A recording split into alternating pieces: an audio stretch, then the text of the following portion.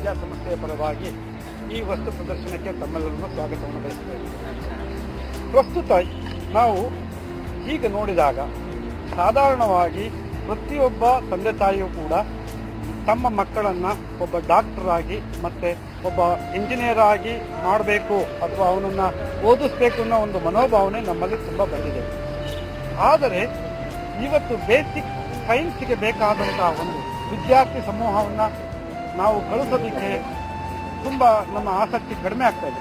ಇಂಥ ಸಮಯದಲ್ಲಿ ನಮ್ಮ ಕಲ್ಪತರು ವಿದ್ಯಾಸಂಸ್ಥೆಯ ಒಂದು ಸಹಕಾರದಿಂದ ಕಲ್ಪತರು ವಿಜ್ಞಾನ ಕಾಲೇಜು ಮತ್ತು ಆಸ್ಟ್ರೋನಾಟಿಕಲ್ ಸೊಸೈಟಿ ಆಫ್ ಇಂಡಿಯಾ ಹಾಗೂ ಇಸ್ರೋದವರ ಸಹಾಯದಿಂದ ನಾವು ಒಂದು ವಸ್ತು ಪ್ರದರ್ಶನವನ್ನು ಕೃತಕ ಉಪಗ್ರಹಗಳ ಉಡಾವಣೆಯನ್ನು ಯಾವ ರೀತಿ ಮಾಡ್ತೀವಿ ಹಾಗೂ ಅದರ ಕೆಲಸವೇನು ಆಕಾಶದಲ್ಲಿ ಈ ರೀತಿಯಾದಂಥ ಒಂದು ವಸ್ತು ಪ್ರದರ್ಶನವನ್ನು ಗ್ರಾಮೀಣ ವಿದ್ಯಾರ್ಥಿಗಳಿಗೆ ಮತ್ತು ನಗರ ವಿದ್ಯಾರ್ಥಿಗಳಿಗೆ ತೋರಿಸೋದ್ರಿಂದ ನಮ್ಮಲ್ಲಿ ವಿದ್ಯಾರ್ಥಿಗಳಿಗೆ ನಾವು ಒಬ್ಬ ವಿಜ್ಞಾನಿ ಆಗಬೇಕು, ನಾನು ಈ ಉಡಾವಣೆ ಬಗ್ಗೆ ಮತ್ತೆ ವೈಜ್ಞಾನಿಕವಾಗಿ ಯೋಚನೆ ಮಾಡುವಂಥ ಶಕ್ತಿ ಬರುತ್ತೆ ಅಂತ ಹೇಳಿ ನಾವು ಈ ಒಂದು ವಸ್ತು ಪ್ರದರ್ಶನವನ್ನು ಏರ್ಪಡಿಸಿದ್ವಿ.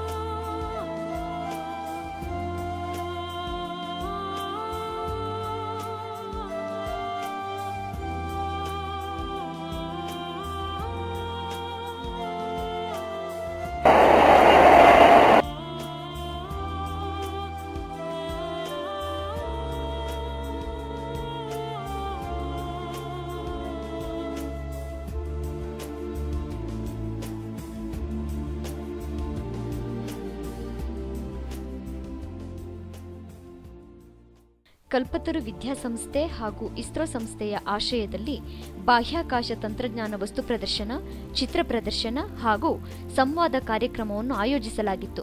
ನಾನಾ ಶಾಲೆಯ ಮಕ್ಕಳು ಭಾಗವಹಿಸಿ ಅಂತರಿಕ್ಷಯಾನ, ಕೃತಕ ಉಪಗ್ರಹ ಉಡಾವಣೆ ಹಾಗೂ ಚಂದ್ರಯಾನದ ಬಗ್ಗೆ ಮಾದರಿಗಳನ್ನು ಕುತೂಹಲದಿಂದ ವೀಕ್ಷಿಸಿ ಅಂತರಿಕ್ಷಯಾನ ಮಾಡಿದಷ್ಟೇ ಖುಷಿಪಟ್ಟರು.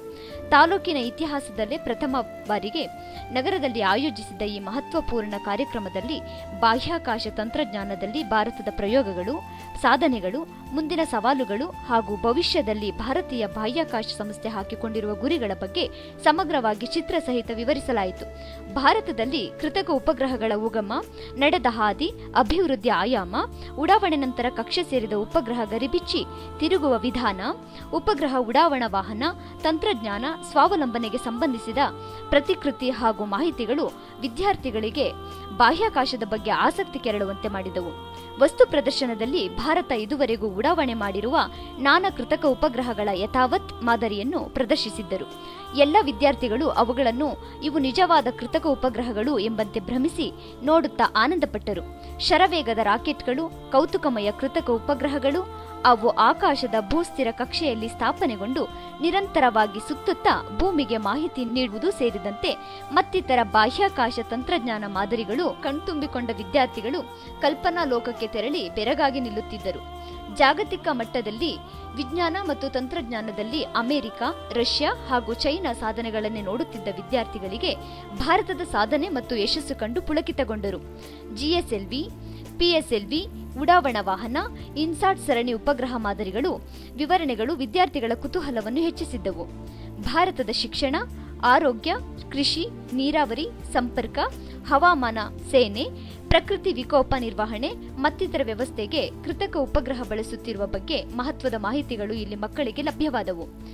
ಜಗತ್ತಿನ ನಾನಾ ದೇಶಗಳು ಭೂಮಿಯ 36,000 ಕಿಲೋಮೀಟರ್ ವ್ಯಾಪ್ತಿಯಲ್ಲಿ ಬಾಹ್ಯಾಕಾಶದಲ್ಲಿ ಹೊಂದಿರುವ ಭೂಸ್ಥಿರ ಕಕ್ಷೆಯ ಪ್ರದೇಶ, ಅಲ್ಲಿ ಕೃತಕ ಉಪಗ್ರಹ ಸ್ಥಾಪಿಸುವ ಸ್ಥಳಗಳು, ಸ್ಥಗಿತಗೊಂಡ ಉಪಗ್ರಹಗಳನ್ನು ಸ್ಥಳಾಂತರಗೊಳಿಸುವ ತಾಂತ್ರಿಕತೆಗಳ ಬಗ್ಗೆ ಇಸ್ರೋದ ವಿಭಾಗೀಯ ಮುಖ್ಯಸ್ಥೆ ವಸಂತಕುಮಾರಿ ವಿದ್ಯಾರ್ಥಿಗಳಿಗೆ ಮನಮುಟ್ಟುವಂತೆ ವಿವರಿಸಿದರು.